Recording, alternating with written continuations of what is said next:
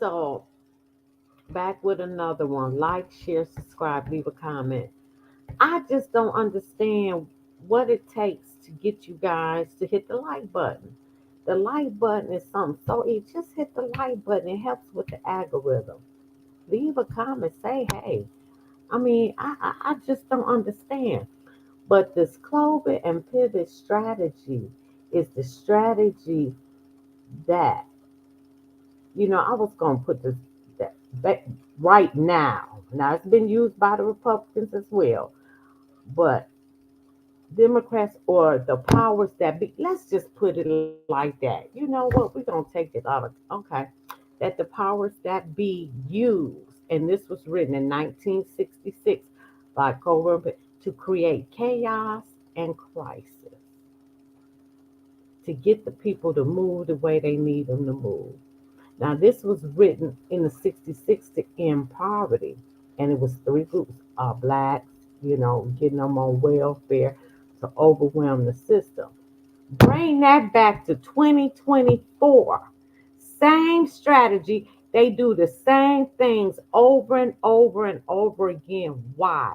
Because it works. Because the people still don't get it. They use the same tactics and strategy. I was blown away. I did not know anything about this until maybe a couple of months ago. I was blown away. So I'm gonna do a video, then I'm gonna read it because it's long. So, but this video, oh my God, it breaks it down. I mean, we getting into universal income that they're gonna implement. Wow, blew me away.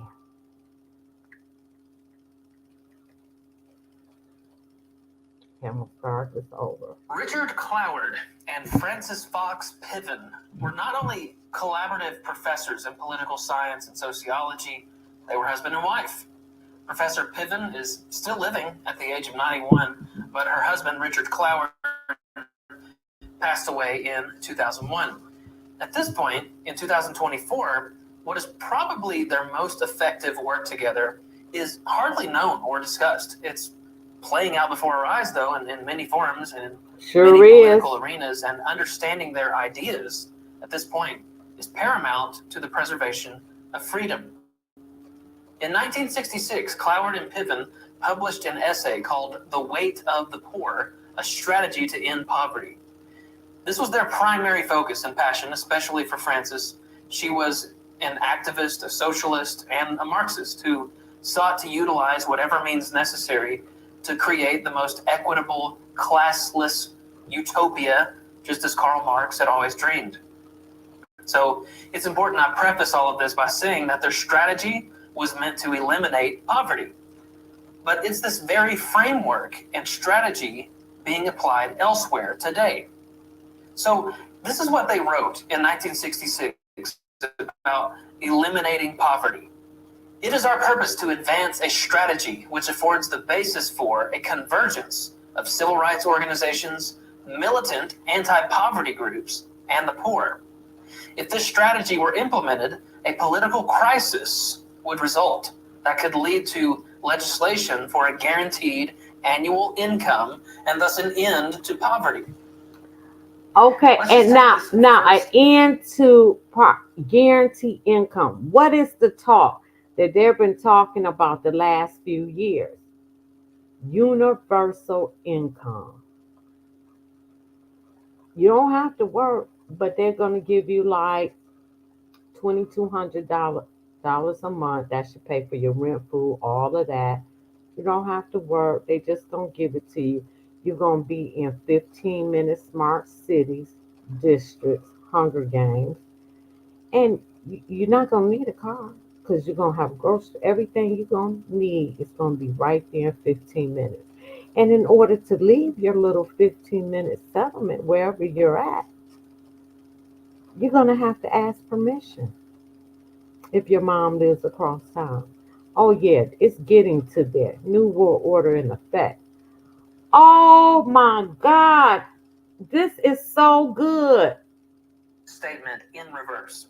They suggested using the government and the legislative branch to eradicate poverty. In other words, a system of the government to address poverty, which is basically the welfare system, but not quite. They said this would be achieved by a political crisis, and that the crisis would somehow be caused by a convergence or a combining of forces of three groups: the poor, militant groups or violent, destructive groups, and civil rights organizations, which at that time was only. Now look at this.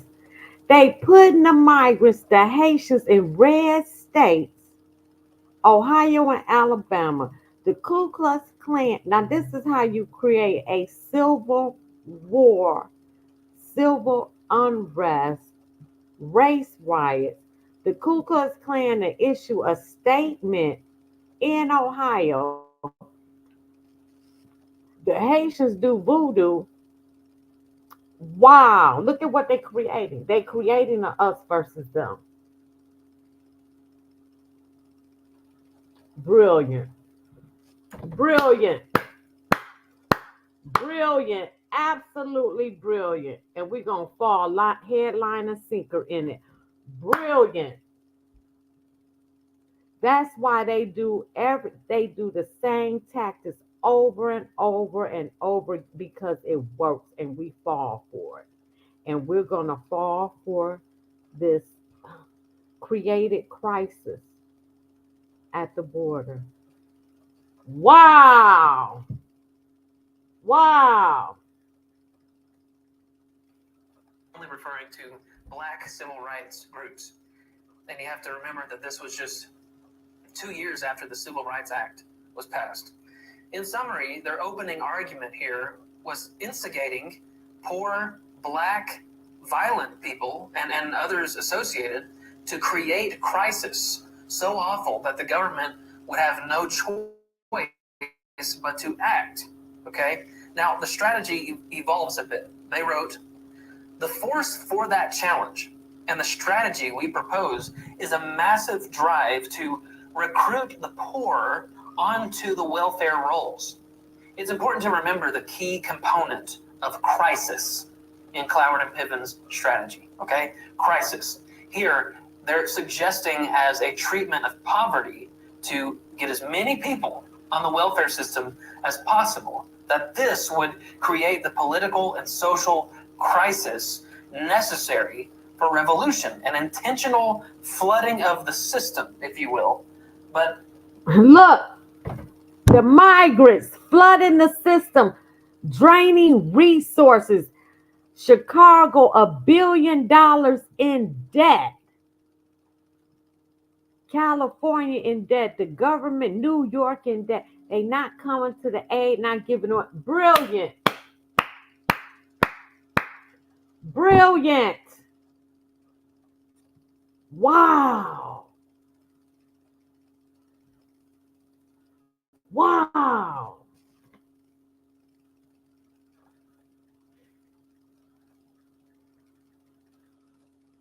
the strategy doesn't merely employ a contrived crisis, it capitalizes on genuine crises, like an economic crisis, for example. They wrote, the legislative reforms of the Depression years, for example, were impelled not so much by organized interests exercised through regular electoral processes as by widespread economic crisis. The Great Depression was an economic collapse, which created a mass economic crisis in the US, also known as poverty. So what happened? The New Deal happened. Yep. Government programs were created. The federal government was massively expanded. It launched the welfare state, which is why Cloward and Piven are citing it in their explanation. The problem for a revolution is, though, in America, we have a constitutional democratic republic.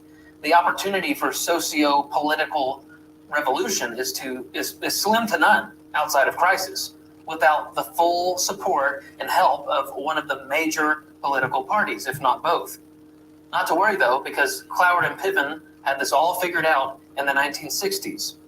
They said, in the face of such a crisis, urban political leaders may well be paralyzed by a party apparatus. The national Democratic leadership, however, is alert to the importance of the urban Negro vote. Indeed, many of the legislative reforms of the Great Society can be understood as efforts, however feeble, to reinforce the allegiance of growing ghetto constituencies to the National Democratic Administration.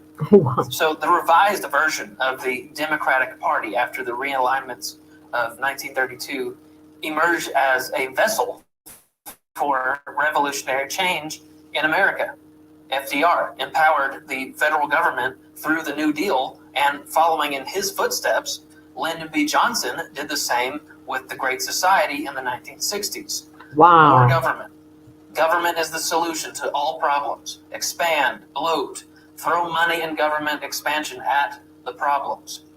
And who would become the political pawns of this movement but the blacks in America? Wow. Hang on to that. A couple years later, in 68. And who is the political pawn today for Jezebel, for Harris, pandering to blacks? Now she finally said she black.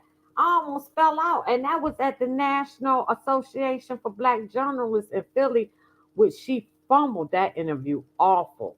Awful. She didn't get the questions and answers to that one because she was awful at that. Pander. Wow. Brilliant. Brilliant. Brilliant. Wow. Cloward and Piven wrote, poor people win mainly when they mobilize in disruptive protests. By disruptive protests, we mean acts such as incendiarism, riots, sit-ins, and other forms of civil disobedience. Great surges in demands for relief benefits. Here you have a more detailed list of the violent, forceful mob mentality that Cloward and Piven encouraged for the sake of political revolution and change. Disruptive protests, incendiarism, which is fires, bombings, etc., riots, and these are coupled with non-violent disruptive protests like sit-ins, civil disobedience, surges in demand, etc. For what reason? What would doing these things accomplish? Well, they said, mass disruption, both its emergence and its successes, is closely related to electoral politics. When a regime is insecure, it is more likely to bargain actively for support. Social movements thrive on conflict. Okay, so stop right there. Just Barack Obama's chief of staff, Rahm Emanuel, in 2008. Social movements thrive on chaos. Wow. Why? I mean, this is why reading is fundamental. Oh my God. Brilliant. Wow. And I'm just not learning. I only learned about this. Maybe I stumbled upon this information doing research on them damn migrants. But wow. They've been using this all along. But I didn't know it had a name for it. I knew they created chaos and then they come to the solution. You know, I knew that, but I did not know the name. Clover and Piven. Wow. I I don't have no words. Everybody, y'all need to share this video. Get this video out to as many people as you can. I'm going to share. This is important information. Wake the masses up. Well, shit, half of them probably going to stay asleep anyway. Infamously said, never let a crisis go to waste. Now, where do you think he learned that? Cloward and Piven said, social movements thrive on conflict. Movements have the impact they do on electoral politics, mainly because the issues they raise and the strife they generate widen cleavages among voter groups.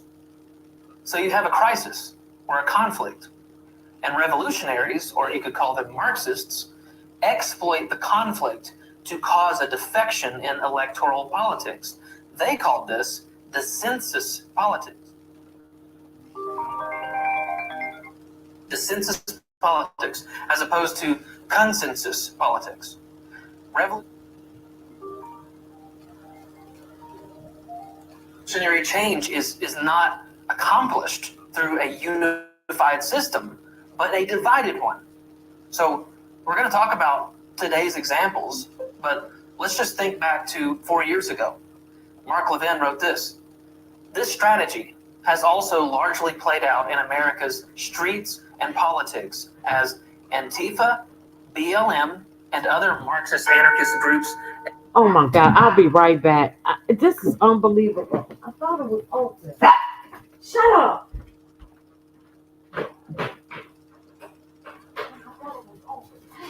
I told you I was live. Shh. Hush. Both the initial economic collapse due to the coronavirus and the death of George Floyd. Now, just retrace the steps we're taking here. The death of George Floyd was a racial crisis. Wow. The coronavirus pandemic was a health crisis.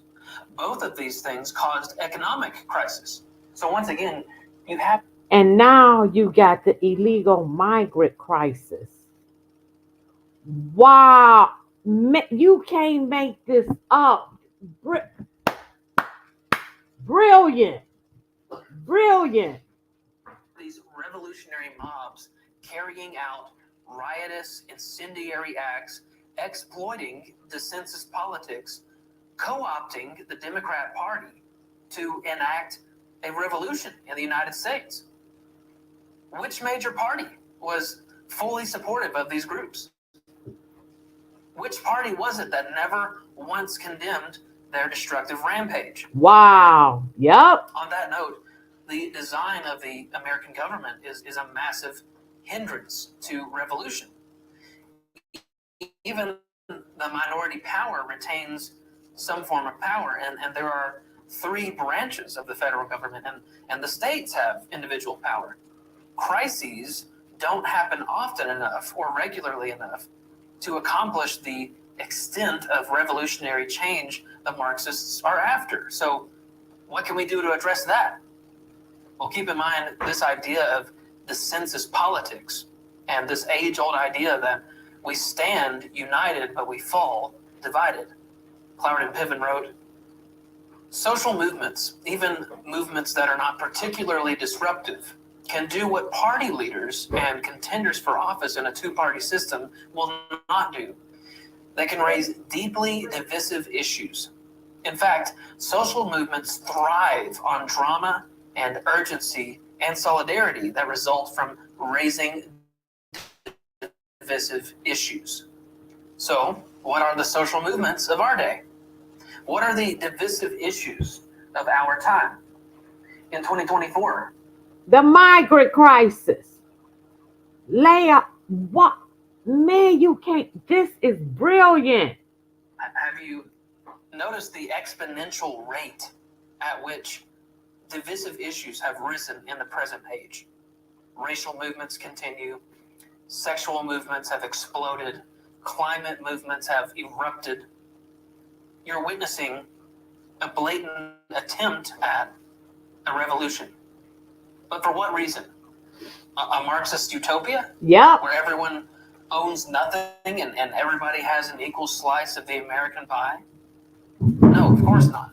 Evil men throughout the last 2 centuries have enacted the plans of Marxist communism to oppress populations and enrich themselves. Exactly. Jezebel. Every single time Marxism creates dystopia, the opposite of expectation, and this is directly attributable to the inherent evil of man. Just ask the Chinese, ask the Cubans, ask the Cambodians, ask the Romanians, ask the Ukrainians. Marx's bloody footprints are all throughout the last 200 years. You ask, well, Blake, who is it that wants to radically transform America? Well, just 5 days before Election Day in 2008, Barack Obama said, quote, "We are 5 days away from fundamentally transforming the United States of America." And indeed, he was correct.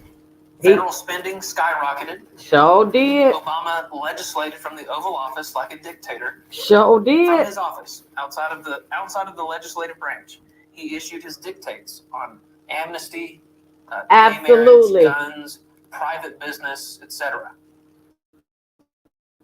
His scandals were all subterranean. Nobody talks about them, and hidden from the public, thanks to our stellar media and press. Benghazi, the weaponizing of the IRS and the NSA. Exactly. He could speak in eloquent words and form coherent sentences, unlike his vice president and the current president. Obama was the first in history to demonize political opponents and attack them on many fronts. Remember, the key is dissensus, not consensus. Racial tensions hit a decades-long high with Obama in office, a fever pitch of racial animosity stoked by a commander-in-chief. All of this to say, we clearly have leadership in America who seek a new revolution in America, a new American revolution. President Biden is effectively a third Obama term, though he's surprisingly more radical than his old boss. Exactly. And Jezebel gonna be Obama's fourth term. Facts, because she dumber than a bag of rocks. Anywho. Consider the social movements he's championed. Consider his recent State of the Union address. What about outside of America? There are undoubtedly foreign billionaires and enemy regimes that seek to revolutionize America to its own destruction. And for what other purpose than globalism?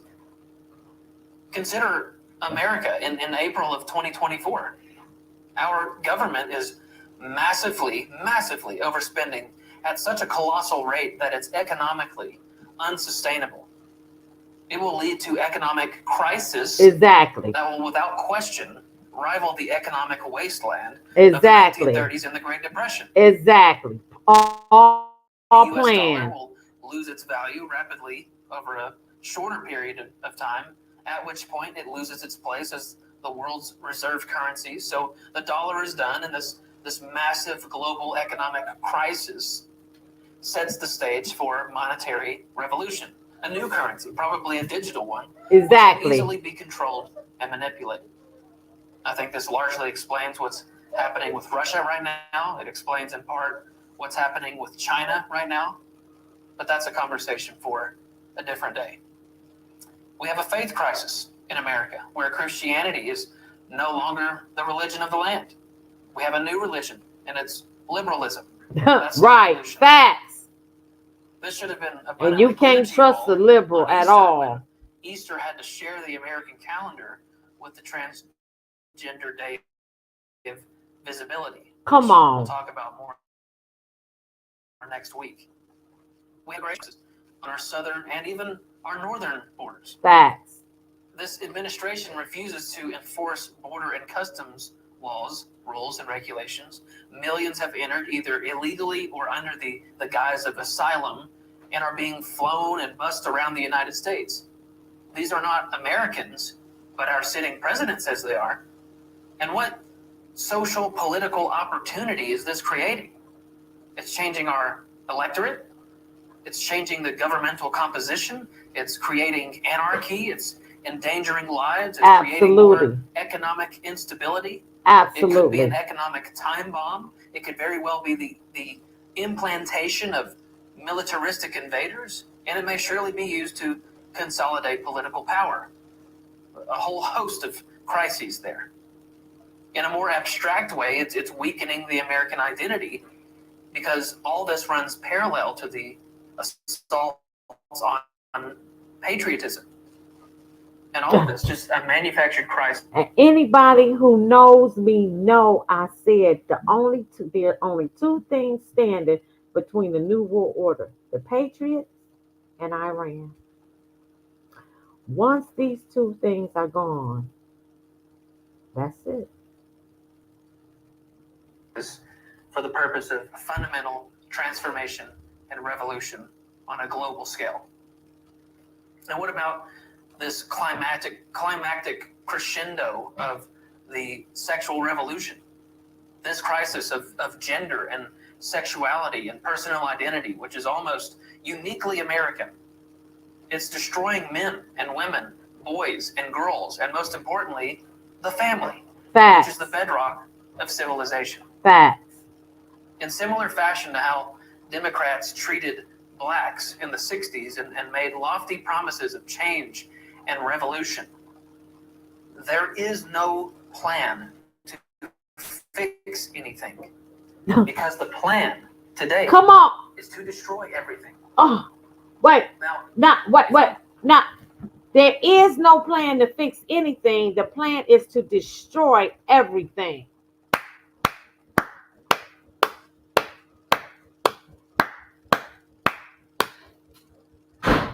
You can't make this up. That's going to be there is no plan to fix anything, but the plan is to destroy everything.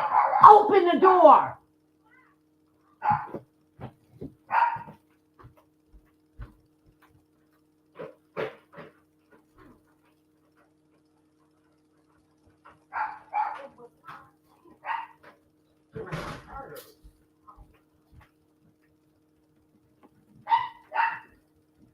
Damn.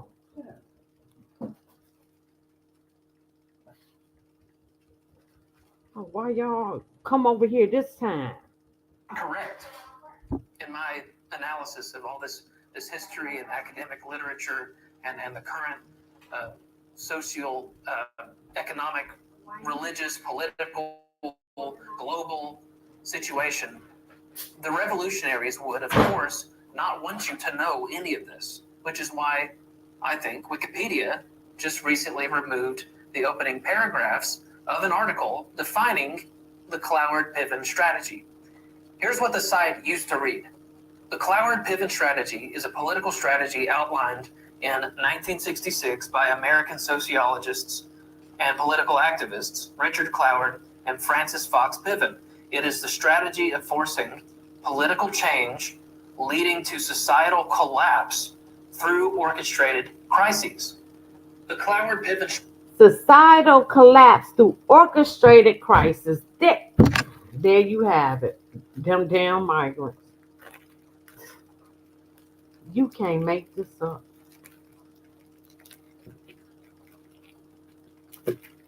Wow. Wow. Wow. Wow. strategy seeks to hasten the fall of capitalism by overloading the government bureaucracy with a flood of impossible demands, amassing massive, unpayable national debt, and other methods such as unfettered immigration, thus pushing society into crisis and economic collapse by overwhelming the United States. Now, that second paragraph is misleading by now after all that I've just explained to you, but what the paragraph suggests is correct. No, Cloward and Piven never wrote anything on destroying capitalism, but their philosophical forefather, Karl Marx, certainly did.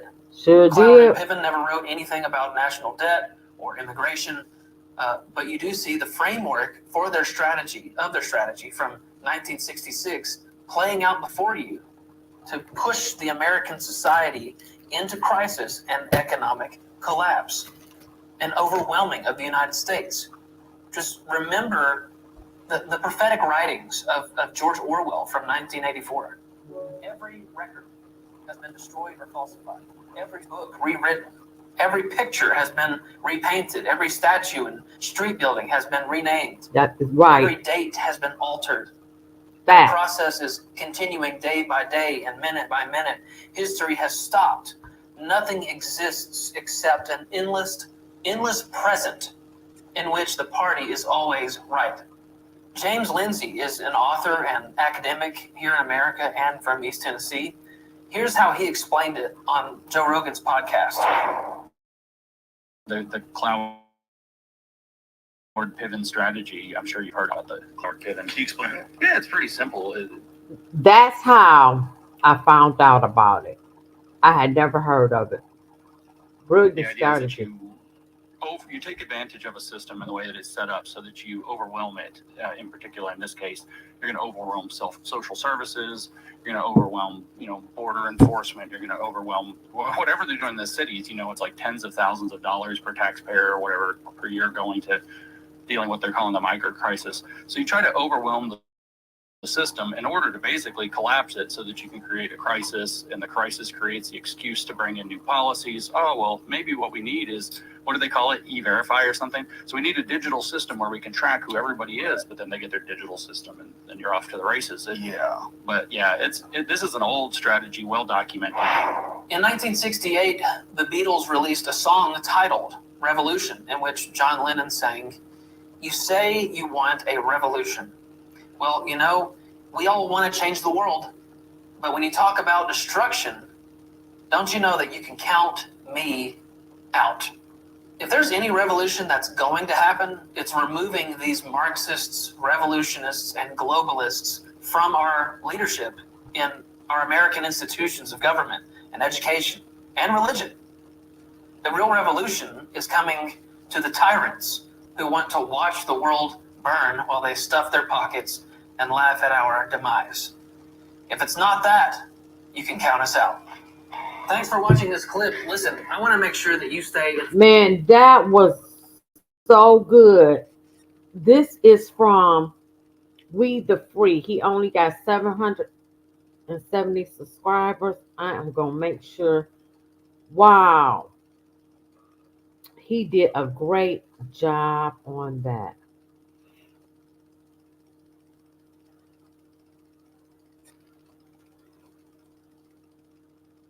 Oh, I wish I had got his information when. Oh, he got some good stuff on here. Wow. That's it. That's it. I don't have nothing to say. I really don't have to read this, but I am because I said I was.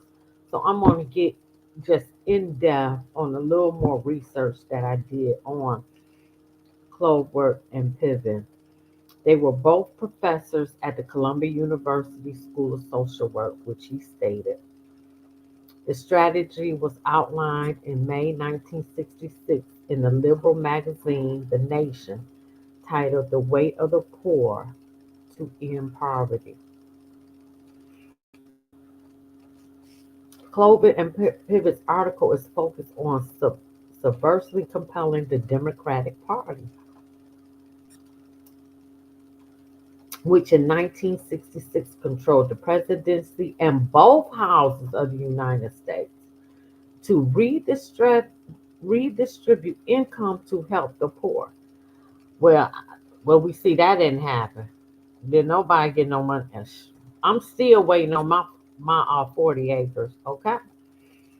They stated that full enrollment of those eligible for welfare would produce bureaucratic disruption in welfare agencies and fiscal disruption in local and state governments that would deepen existing divisions among elements in big city Democratic coalition, the remaining white middle class, the working class ethnic groups, and the growing minority poor. To avoid a further weakening of that historic coalition, a national Democratic administration would be constrained to advance a federal solution to poverty that will overload local welfare failures, local class and racial conflicts, and local revenue demands. Hence 2024, 2025, 2026. Damn migrants.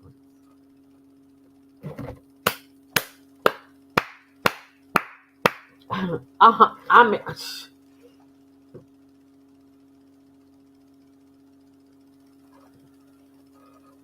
they further wrote, The ultimate objective of this strategy is to wipe out poverty by establishing a guaranteed annual income.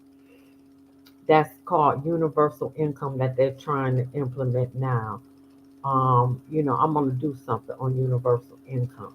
Maybe I might just play a video at the end, just something real quick.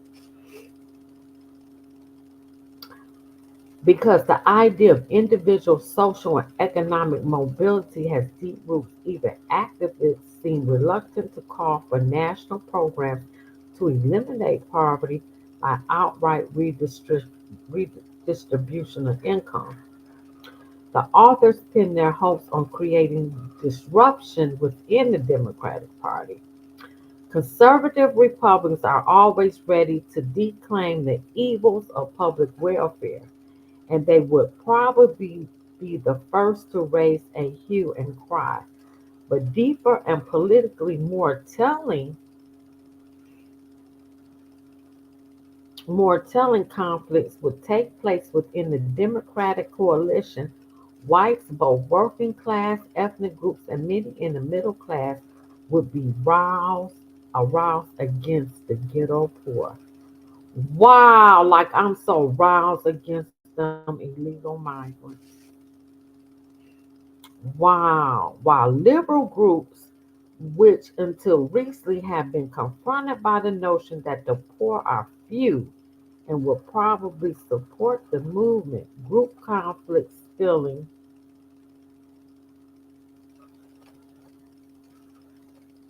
shoot,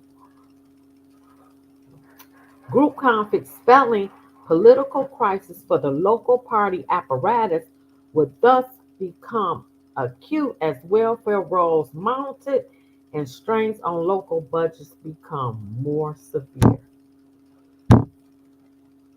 Let that sink in for a minute. Share this video. Get this out there. Wow, this is going to be the only video I do now because I am blown away. Michael Tomsky, writing about the strategy in the 90s and again in 2011, called it wrong-headed and self-defeating writing. It apparently didn't occur to Cloward and Piven that the system would just regard rabble rousing black people as a phenomenon to be ignored or squashed. And I seen two videos, one by a rabbi and one by I can't remember, but they were both Caucasian. And they were saying blacks will not be included in the New World Order. And I'm like, well, you can't kill all of us. I mean, you can't unalive all of us. Sorry, you two. You can't unalive all of us. You can't, but we got so much facing us from the migrants to the food to the to that thing. Um,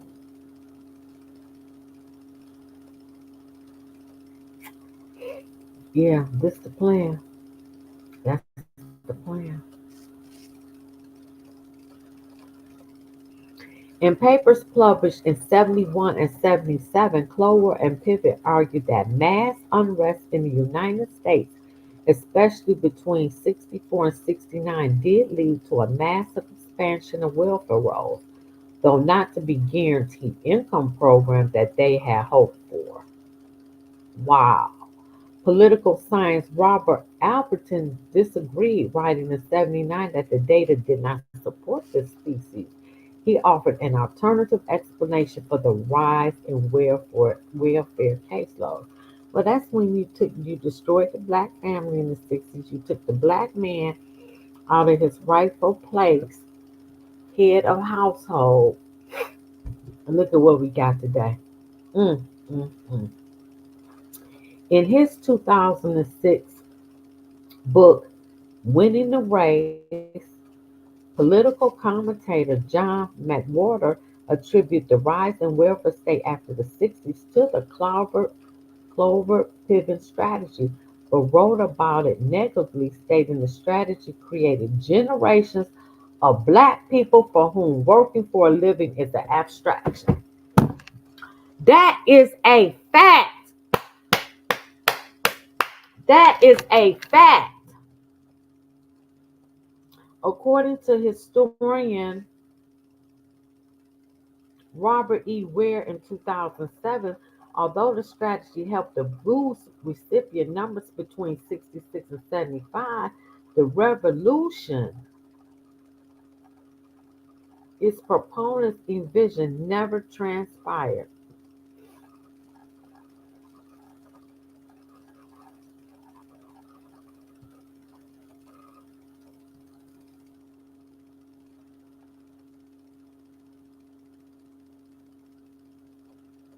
Okay, now this is the actual article.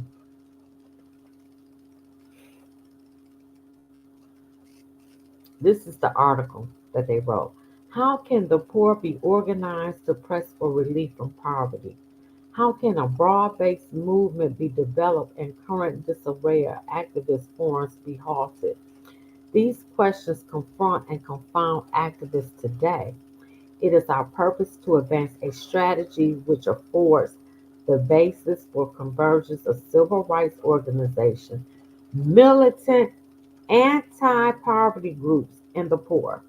If this strategy were implemented, a political crisis would result that could lead to legislation for a guaranteed annual income and thus an end to poverty. The strategy is based on the fact that a vast discrepancy exists between the benefits to which people are entitled under public welfare programs and the sums which they actually receive. This gulf is not recognized in a society that is wholly and self-righteously oriented toward getting people off welfare rolls.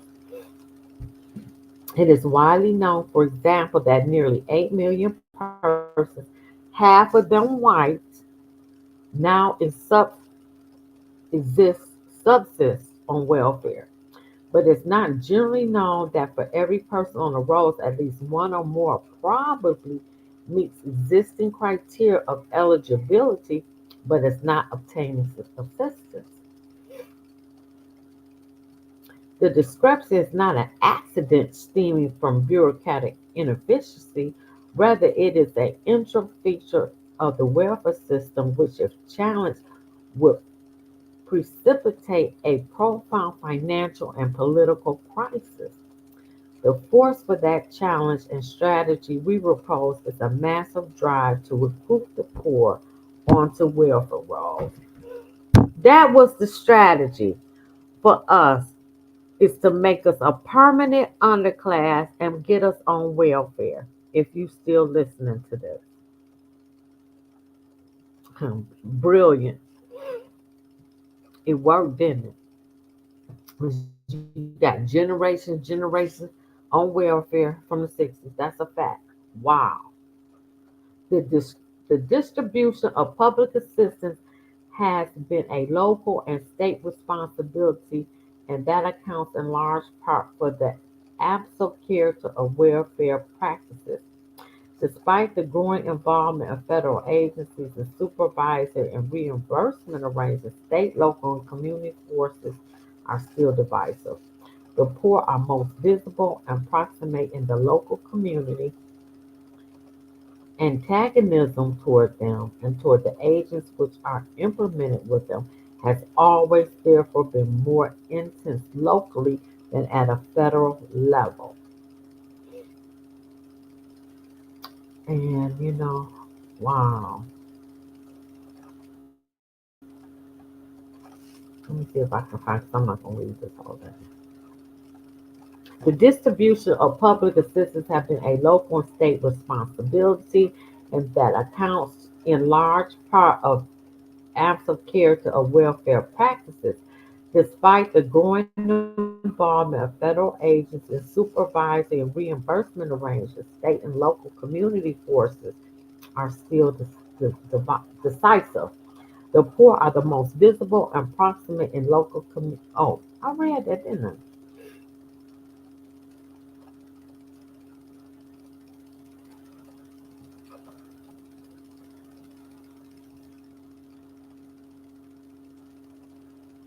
The ultimate objective of this strategy to wipe out poverty by establishing a guaranteed annual income will be questioned by some because the idea of individual social and economic mobility has deep roots. Even activists seem reluctant to call for a national programs to eliminate poverty by the outright redistribution of income.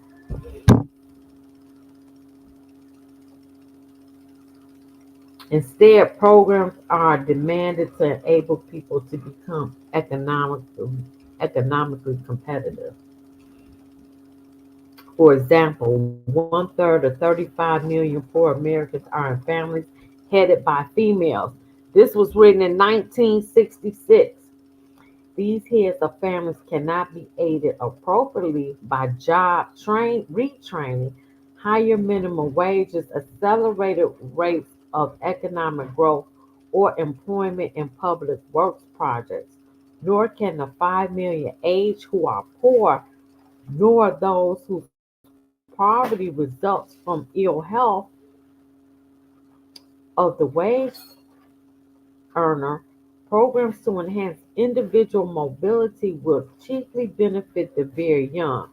If not, the as yet unborn individual mobility is no answer to the question of how to abolish the massive problem of poverty now.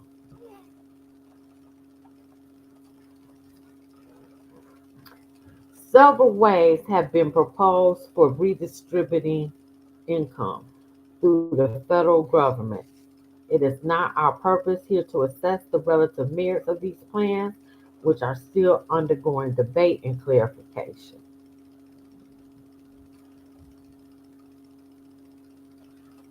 First, I'm almost done. First, adequate levels of income must be assured.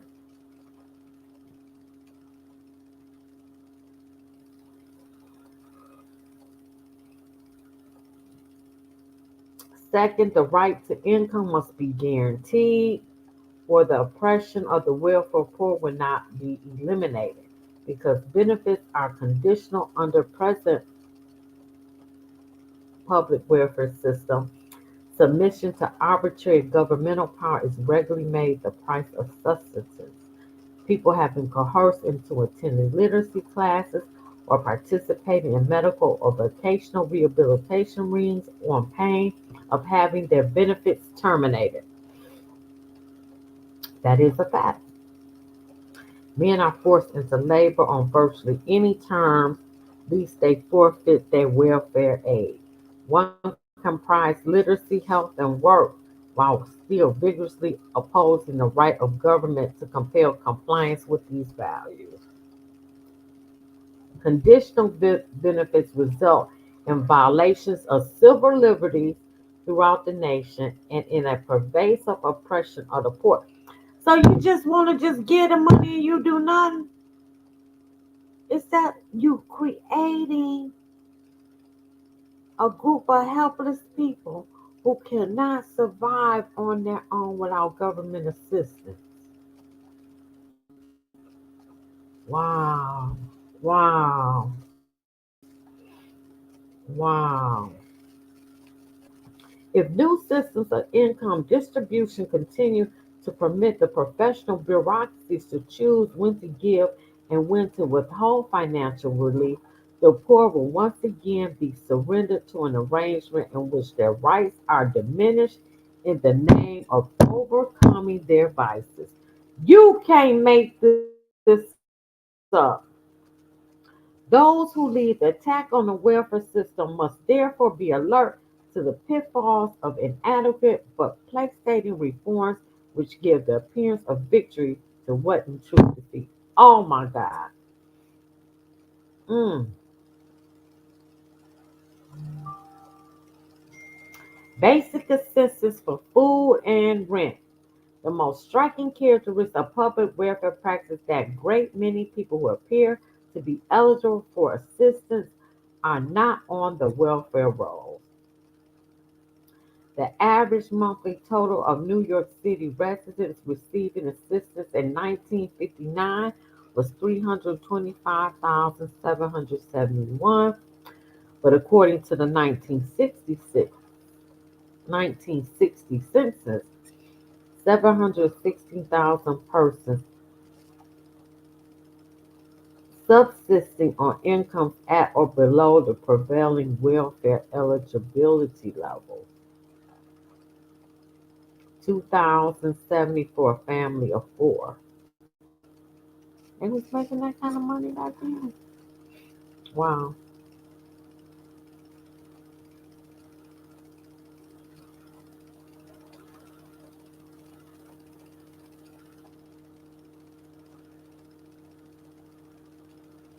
Um,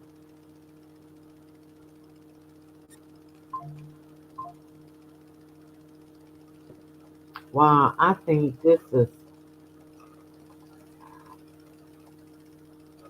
now they talking about special grants given to the people.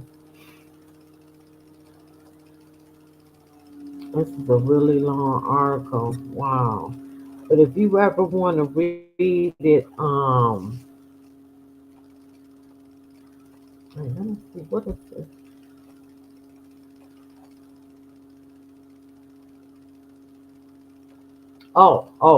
I'm gonna read this.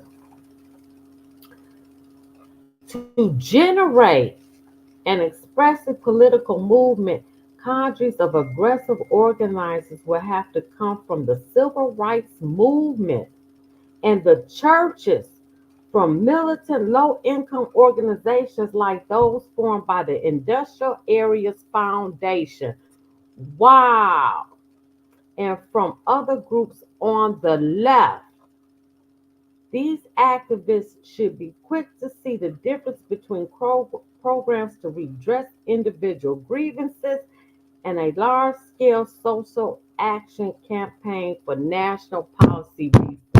You cannot make this up. First, the plan promises immediate economic benefits. This is a point of some importance because whereas America's poor have not been moved in any number by radical political ideologies, they have sometimes been moved by their economic interests. Wow.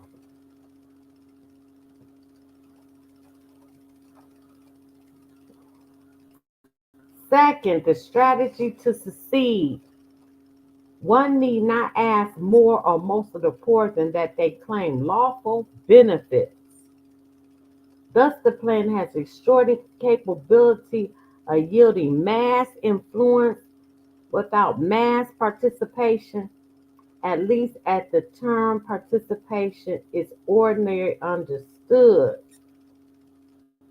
Third, the prospects for mass influence are enhanced because this plan provides a practical basis of coalition between poor whites and poor Negroes. That's where we at today.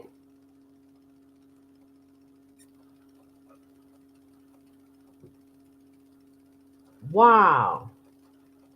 Advocates of low income movements have not been able to suggest how poor whites and poor Negroes can be united in any expressly lower class movement, despite pleas of some Negro leaders for joint action on programs requiring integration. Poor whites have steadfastly resisted making common cause with poor Negroes. That's a fact. Now that's true. That's a fact. The ultimate sum of this strategy is a new program for direct income distribution. What reason is there to expect that the federal government will enact such legislation in response to a crisis in the welfare system?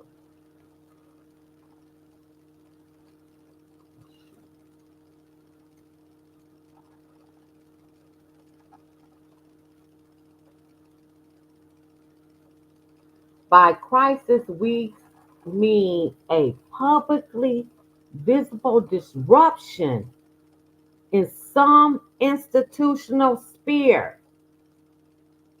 Crisis can occur Spontaneously, example,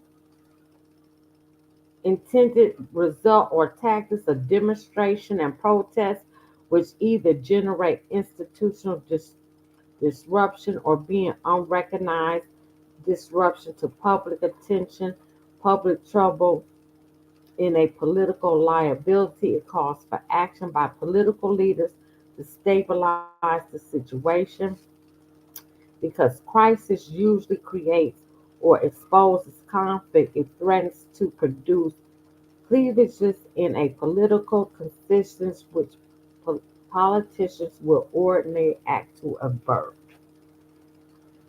Wow. The gods of war, free Palestine. Look at all this going. All of this is planned. All of it.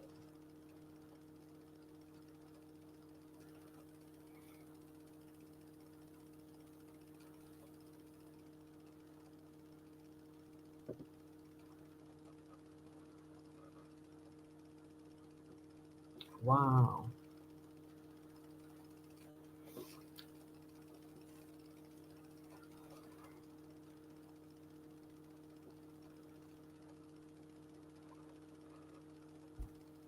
Wow. You know what? I'm gonna have to do a part two on this. This been an hour. This I am so yeah, you know what? I'm gonna do a part two and I am gonna read this whole thing. This is really good.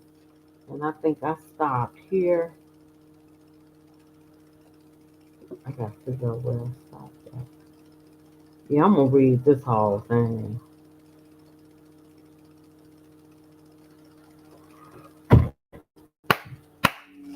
Well done is all I can say. Like, share, subscribe, leave a comment. This is it. Share this for real. People need to know.